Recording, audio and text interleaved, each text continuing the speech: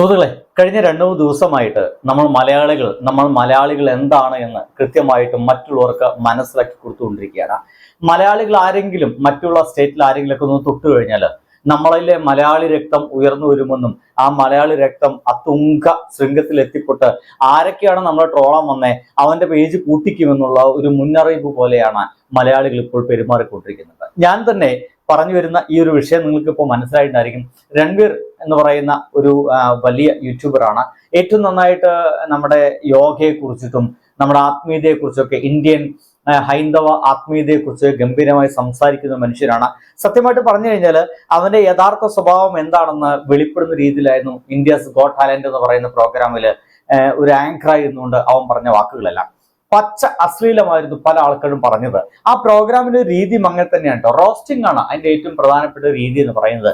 മുമ്പിലേക്ക് ആരെങ്കിലും കൊണ്ടുവരിക, അവർക്കറിയാം അവർ റോസ്റ്റ് ചെയ്യപ്പെടാൻ വേണ്ടിയിട്ടാണ് വരുന്നതെന്ന് അറിയുക.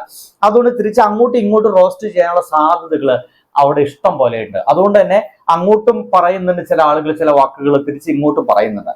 പക്ഷെ ഈ പറയുന്ന ഇടയ്ക്ക് ആ ഒരു ഫ്ലോയില് ഇവന്റെ വായിൽ നിന്ന് വന്ന ചില വാക്കുകളൊക്കെ പക്ക അശ്ലീലമായി പോയി. അച്ഛനമ്മയും സെക്സ് ചെയ്യുന്ന നോക്കി നിന്നിട്ടുണ്ടോ, അതിനിടയിൽ പോയി നിങ്ങൾക്ക് സെക്സ് ചെയ്യാൻ താല്പര്യമുണ്ടോ എന്നടക്കമുള്ള ചോദ്യങ്ങളാണ് ഒരു നാണവും മാനില്ലാതെ ചോദിച്ചത്. ചോദിക്കുക മാത്രമല്ല കേട്ടോ, അത് ചോദിച്ചുകൊണ്ട് ഗംഭീരമായിട്ട് ചിരിക്കുകയും ചെയ്തു. ഒപ്പമുള്ള ആളുകൾ അതിനൊപ്പം ചില സംഗതികളൊക്കെ ആഡ് ചെയ്തു. ഒപ്പം തന്നെ ഒരു പെൺകുട്ടി ചോദിച്ചത്, നിങ്ങൾക്ക് എന്റെ ഡിക്ക് എന്താ പറയാ ഉപയോഗിക്കാൻ താല്പര്യമുണ്ടോ, ഇപ്പൊ ഞാൻ 2 crore തുക ഇപ്പൊ ഞാൻ തരാം, താല്പര്യം ഉണ്ടെങ്കിൽ വാ. അങ്ങനെ പച്ച അശ്ലീല വാചകങ്ങളായിരുന്നു അതുവരെ ദൈവിക വചനങ്ങൾ മാത്രം ഉരുവിട്ടുകൊണ്ടിരുന്ന രൺവീറിന്റെ വായിൽ നിന്ന് വന്നത്. അതോടുകൂടിയിട്ട് ഇന്ത്യയിലെ ബഹുരാഷ്ട്ര വലിയ മാധ്യമങ്ങൾ മുഴുവൻ പുറത്തേക്ക് ഇറങ്ങി. ഇന്ത്യയിലെ എല്ലാ ലീഡിംഗ് മാധ്യമങ്ങളും അവന്റെ ആ ഒരു വാക്കുകൾക്കെതിരെ ശക്തമായിട്ട് ഇറങ്ങി. പക്ഷേ നമ്മുടെ മലയാളികളെ ചൊടിപ്പിച്ചത് ഇതൊന്നുമായിരുന്നില്ല. മലയാളികൾ ചൊടിപ്പിക്കാനുണ്ടായത് ഒരൊറ്റ ചോദ്യമാണ്. ഒരു പെൺകുട്ടി ആ ഒരു ഷോയിലേക്ക് വരുന്നു. ആ പെൺകുട്ടി പറയുന്നത് കേരളത്തിൽ നിന്നാണ്. അപ്പൊ വളരെയധികം എക്സൈറ്റഡ് കൂടിയിട്ട് അവർ ചോദിക്കുന്നു, അത് കേരളത്തിൽ നിന്നാണോ? അങ്ങനെയാണെങ്കിൽ നിങ്ങളോട് ചോദിക്കാൻ സ്പെഷ്യൽ ആയിട്ടുള്ള ചില ചോദ്യങ്ങളുണ്ട് എന്ന രീതിയിൽ, എങ്കിൽ നിങ്ങളെ രാഷ്ട്രീയ ചായ്വുകളെ കുറിച്ച് പറ എന്ന് ചോദിച്ചു. അപ്പോ ആ പെൺകുട്ടിയാണെങ്കിൽ ഒരു 2K കിട്ടാണ്, അസല് മൊയന്താണ് എന്നൊക്കെ പറയേണ്ടി വരും. അവർ വളരെയധികം പറഞ്ഞു, പൊളിറ്റിക്സ് എനിക്കിത് താല്പര്യമില്ല. ഇങ്ങനെയൊക്കെ പറയുന്ന ആൾക്കാരെ പരമാവധി ഞാൻ ഒഴിഞ്ഞു മാറാറുണ്ട്. പലപ്പോഴും രാഷ്ട്രീയം സംസാരിക്കുന്ന സമയത്ത് അല്ലെങ്കിൽ സാമൂഹ്യ വിഷയം സംസാരിക്കുന്ന സമയത്ത് തൊട്ടപ്പുറത്ത് നിൽക്കുന്ന ആളുടെ രാഷ്ട്രീയം എന്തെന്ന് ഞാൻ കൃത്യമായിട്ട് ചോദിക്കാറുണ്ട്.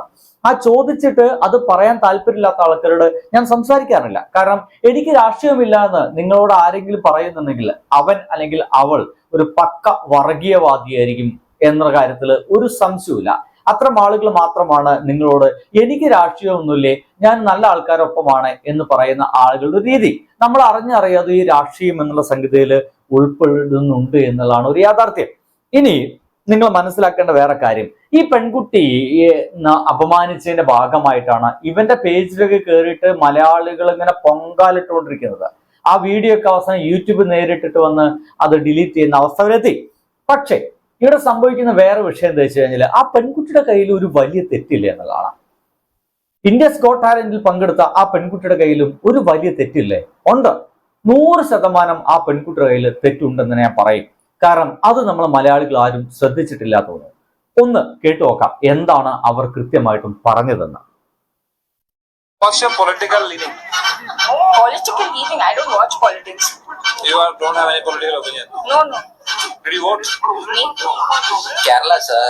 നോക്കൂ, അവർ ചോദിച്ച കാര്യം ഒന്നും കേട്ടുകയാൽ നിങ്ങൾക്ക് മനസ്സിലാവും. കേരളത്തിൽ നിന്നാണ് വരുന്ന അറിഞ്ഞ സമയത്താണ് അവർ ചോദിക്കുന്നത് ഒരു ബെസ്റ്റ് ചോദ്യമാണ്. കേരളത്തിലെ ആളുകളോട് അങ്ങനത്തെ ചോദ്യം ചോദിക്കാൻ കാരണം ആ ഒരു ടാലന്റ് ഷോ മുഴുവൻ കണ്ടു കഴിഞ്ഞാൽ ഒരാളോടും അത്തരത്തിലുള്ള ചോദ്യം ചോദിച്ചിട്ടില്ല.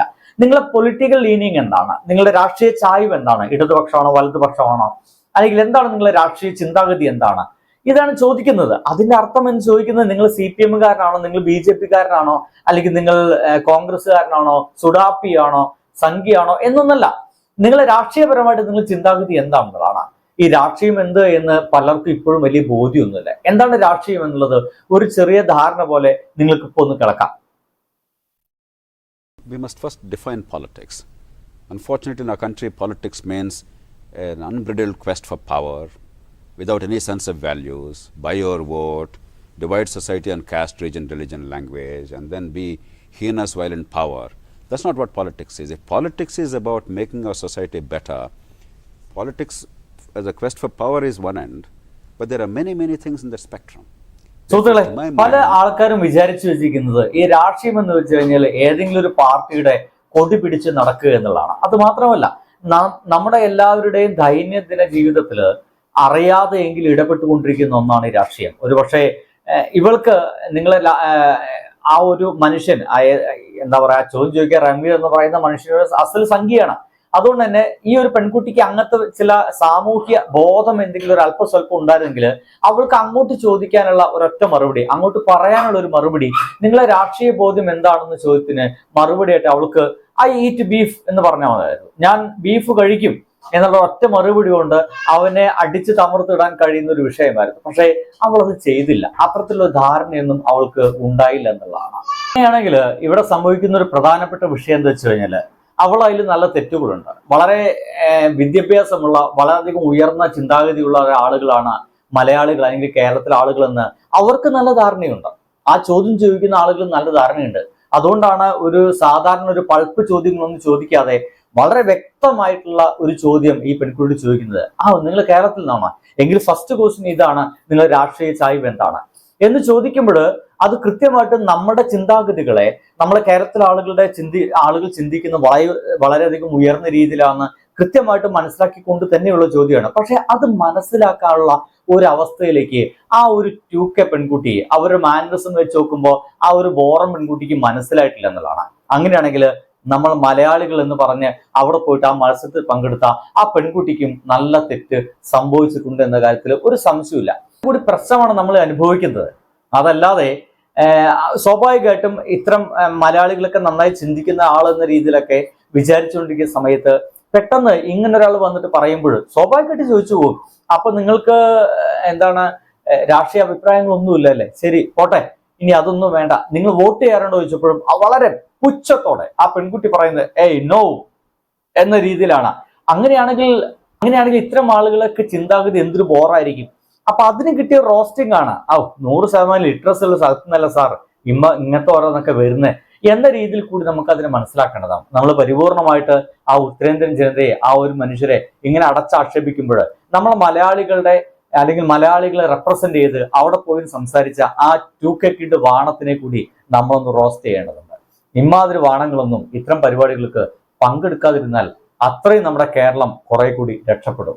നമ്മൾക്ക് ഇതുവരെ ഉണ്ടായിരുന്ന, നമ്മളെക്കുറിച്ച് അവർക്കുണ്ടായിരുന്ന, നമ്മളെ കണ്ടു കഴിഞ്ഞാൽ എത്ര ചോദ്യങ്ങളാണ് ചോദിക്കേണ്ടതെന്നുള്ള തോന്നലടക്കം ഉള്ള അവർക്ക് നമ്മളെക്കുറിച്ചുള്ള ധാരണകൾ വീണ്ടും മാറ്റിക്കുറിക്കുന്ന രീതിയിൽ ഇത്തരം 2K വാണങ്ങളൊക്കെ ഇത്തരം പ്രോഗ്രാമിൽ പങ്കെടുത്തു കഴിഞ്ഞാൽ നമ്മുടെ കേരളത്തിലെ അഭിമാനം ഇനിയും ഉയരെ കൂടുകയുള്ളൂ എന്ന് ഞാൻ വിചാരിച്ചു പോകുന്നു. നിങ്ങളോ?